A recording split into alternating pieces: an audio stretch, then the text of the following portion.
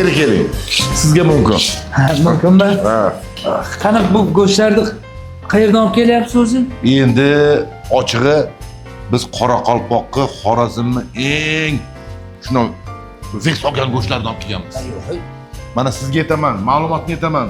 Birovga aytmayman. Sir. Bizni chorvachiligimizda texnologiya boshqacha.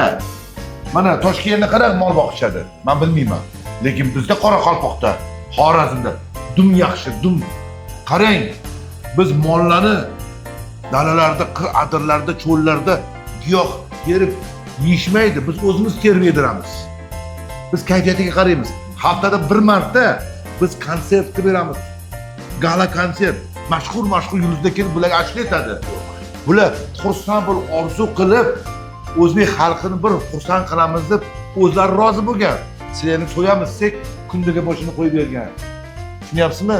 Endi bu go'shtni yaxshi ham go'shtni. Endi buni mazza qilib pishirib yesangiz, javob beraman, bir hafta, bir oy tirjayib yurasiz. Kulib, kayfiyati chog' bo'lib yurasiz. Tushunyapsizmi? Qancha tortib bering? Hozir mana xotinim qilyapti, so'raychi. Voy, xotinidan so'raydi. Necha kilo deysiz? Bo'ldi. 10 kilo laxm, 5 kilo qovurg'a, grudinka degani bormi?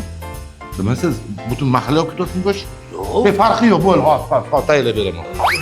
Qarang, buni ta'mini qanaqa bilsa bo'ladi bu go'shtlarni. Nima qilsa bo'ladi? Shunday go'sht yalasangiz ham bilasiz, lekin siz bu go'shtni parra qilib kelsiz.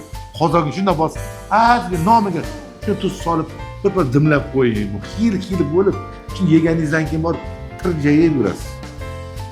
Bo'ldi, go'shtdan o'lchang.